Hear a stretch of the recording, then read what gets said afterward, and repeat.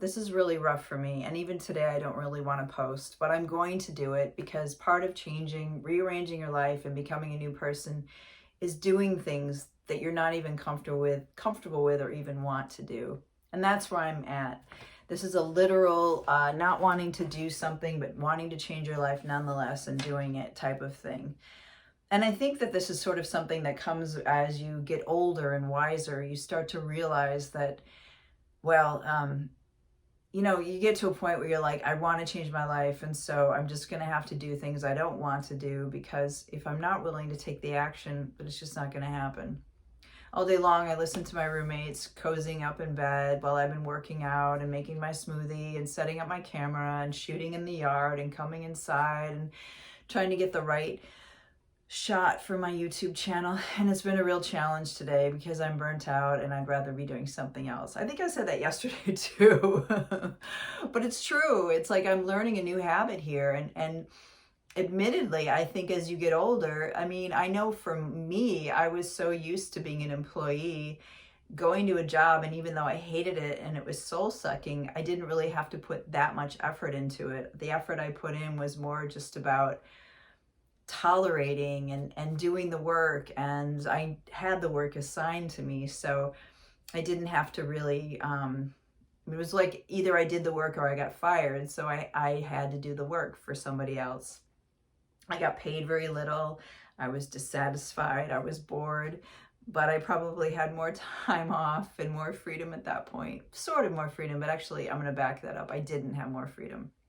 Maybe you're in that situation. Maybe you're working for someone else and wondering whether or not you want to work for yourself.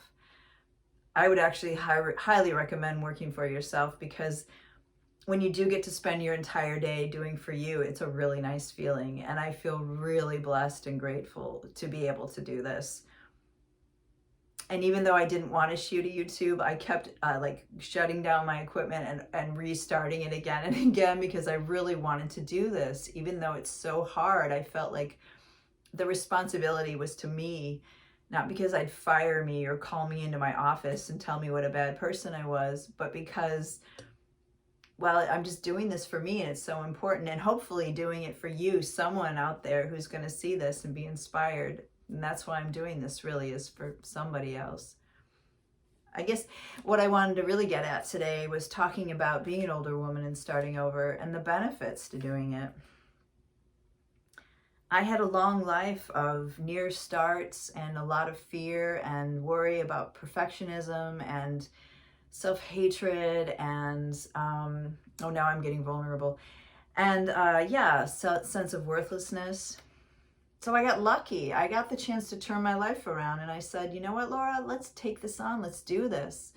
So I reimagined what I wanted from life. I reimagined who I am, and I've literally changed who I am too. I wish I had photos of myself a few years ago. I was a mess. I mean, I couldn't make eye contact. I could barely speak. Anyway, I think what I wanted to talk today about finally is my biggest breakthroughs as an older woman who's starting over, and like what I've been through and what I appreciate about where I'm at in life. I think one of my biggest breakthrough is the fact that I've been able to forgive myself, and I've been able to forgive others, such as my parents and the people who've been in my life.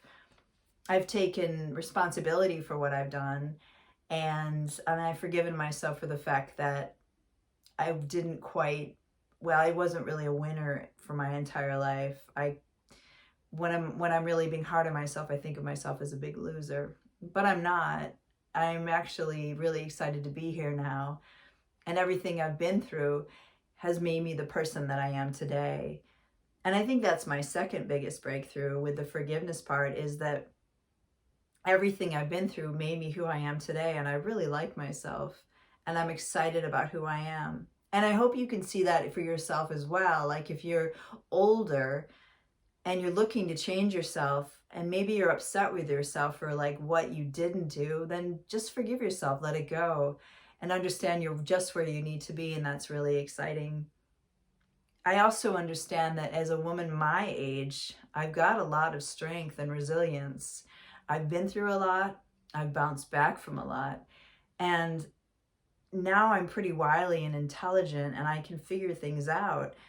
And I can look back on my life and see how much, even though I don't think of my life as a big success, I think the success is in the surviving and the becoming, well, awakening up to the spiritual realm, to the material realm of manifestation, to the way things work, to being open to all of that.